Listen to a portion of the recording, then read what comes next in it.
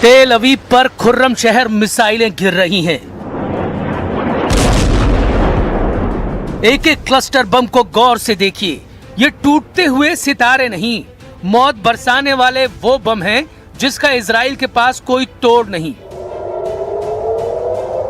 Iran सुरक्षा परिषद के सचिव अली लारिजानी के मारे जाने के बाद ईरान ने इजराइल पर खुर्रम शहर की बरसात कर दी है। लारिजानी के मौत के खिलाफ ईरान ने अपनी मिसाइल वेव नंबर 61 को लॉन्च किया। लारिजानी की मौत का बदला इजराइल पर 100 टारगेट पर हमले से लिया गया। इन हमलों में ईरान ने सबसे ज्यादा खुर्रम शहर 4 और कद्र मिसाइल को लॉन्च किया, जो ईरान की सबसे खतरनाक मिसाइलों में शामिल हैं।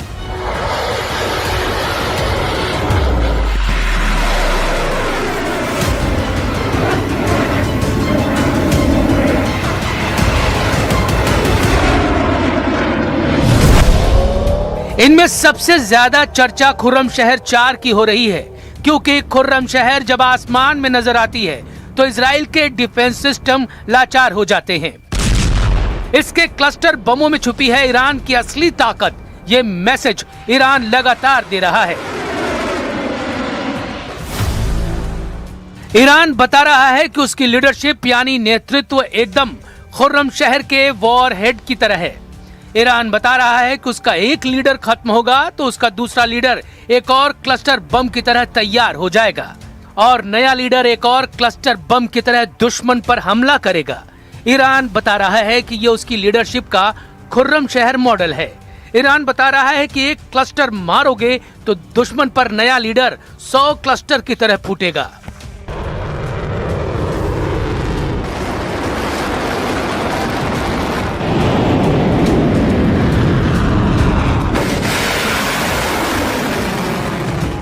इसीलिए खुर्रम शहर का वॉरहेड ईरान की लीडरशिप का आईना कहा जा सकता है। लॉन्च होने के बाद इसके टारगेट हिट करने वाला स्ट्राइक रेट अब तक 100% रहा है।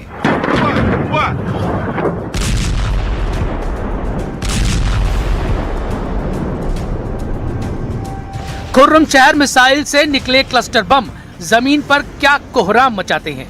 इजराइल इसको छुपाने की कोशिश जरूर कर रहा है, क्योंकि टारगेट पर इजराइल के कई मिलिट्री बेस और कई खुफिया अड्डे रहे हैं, लेकिन खुर्रम शहर 4 के क्लस्टर बम तेल अवीव की बड़ी आबादी पर गिर रहे हैं और ऐसे में आम लोगों को भी नुकसान पहुंचा रहे हैं।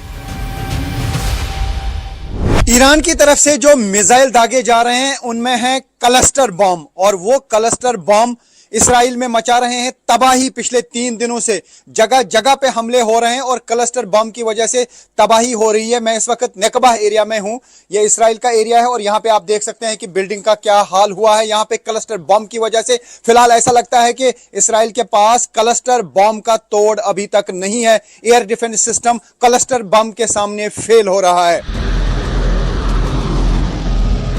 लारिजानी पर हमले के बाद ईरान ने लॉन्च की अपनी प्रीमियम क्लास की मिसाइल। दावा किया जा रहा है कि इस मिसाइल का तोड़ इजराइल के पास बिल्कुल भी नहीं है और ये बहुत सटीक भी है। इस नई मिसाइल का नाम है हज कासिम। इस मिसाइल को लॉन्च करके ईरान बहुत बड़ा मैसेज दे रहा है। Quds commander major general Qasem Soleimani के नाम पर ईरान इस मिसाइल को 2020 में पहली बार दुनिया के सामने लाया था। इस मिसाइल की रेंज है 1400 किलोमीटर और वॉरहेड का वजन है 500 किलो। खास बात यह है कि हज कासिम सैटेलाइट नेविगेशन यानी जीपीएस जैसी तकनीक का इस्तेमाल नहीं करती, इसलिए ना इसे जैम किया जा सकता है और ना ही इलेक्ट्रॉनिक वॉरफेयर वाली तरकीब इसके खिलाफ काम आएगी। और सैटेलाइट नेविगेशन के बगैर भी ये टारगेट के 100 मीटर के दायरे में हमला करती है। क्लस्टर बम आ रहे हैं मिसाइल में ईरान के, वो अलग अलग जगहों पे गिरते हैं और काफी जगहों पे तबाही हो जाती है और वहां पर ना ही फौरन फिर टीमें पहुंच पाती हैं रेस्क्यू और रिलीफ के लिए और ना ही इंटरसेप्टर्स उनको खत्म कर पाते हैं। तो ऐसे में एक बड़ा सरदर्द फिलहाल बना हुआ है इसराइल के लिए क्लस्टर बम।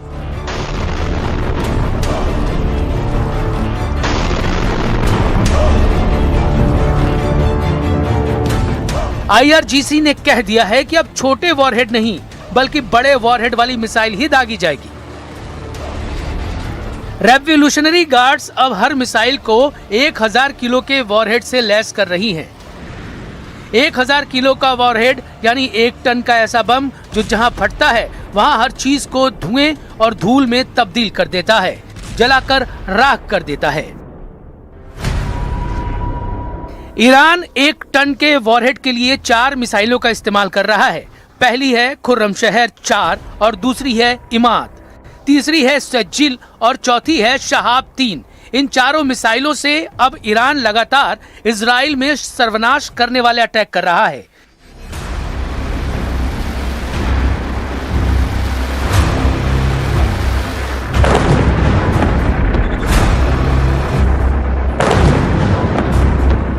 तेल अवीव में धमाके, बहरीन में अमेरिका के अड्डों पर धमाके, यूएई और कुवैत में उन ठिकानों पर धमाके जहां अमेरिकी सैनिक या ट्रंप के राजनयिक दूतावास खाली करने के बाद ठहरे हुए हैं। ईरान के हमलों की सुनामी चुन चुन कर अपने टारगेट को तबाह करने लगी है। ईरान ने नेतन्याहू और ट्रंप को दिया है काउंटर झटका।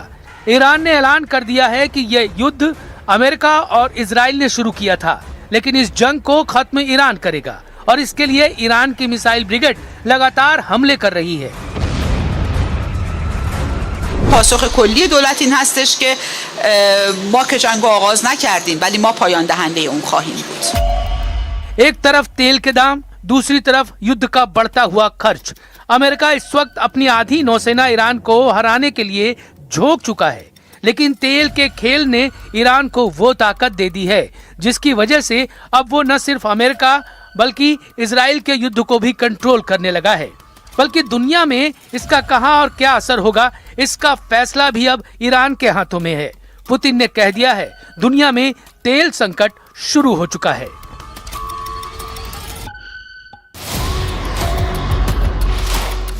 ईरान के खिलाफ अमेरिका और इजराइल का युद्ध जितना लंबा चलेगा, ये अमेरिका और यूरोप की अर्थव्यवस्था को उतना ज्यादा नुकसान पहुंचाएगा। साथ ही खाड़ी देशों का तेल उद्योग पहले ही पूरी तरह से ठप पड़ चुका है। लारिजानी और गुलाम रेजा सुलेमानी जैसे कमांडर अब नहीं रहे, लेकिन ईरान ट्रंप और नेतन्याहू का वो एहसास खत्म कर चुका है जिसमें ईरान पर हमला करने के बाद वहां सत्ता बदलने का जुनून था।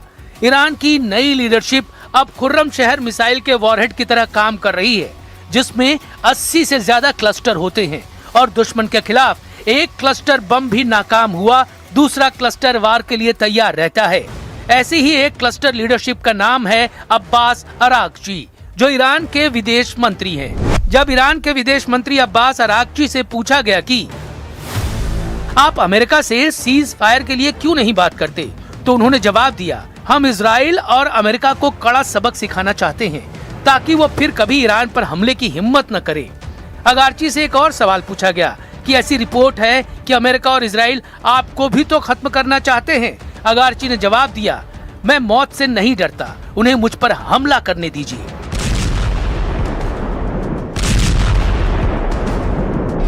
ईरान से आ रही रिपोर्ट बता रही है कि तेहरान, इस्फहान, करज और खुर्माबाद में सबसे ज्यादा तबाही हुई है।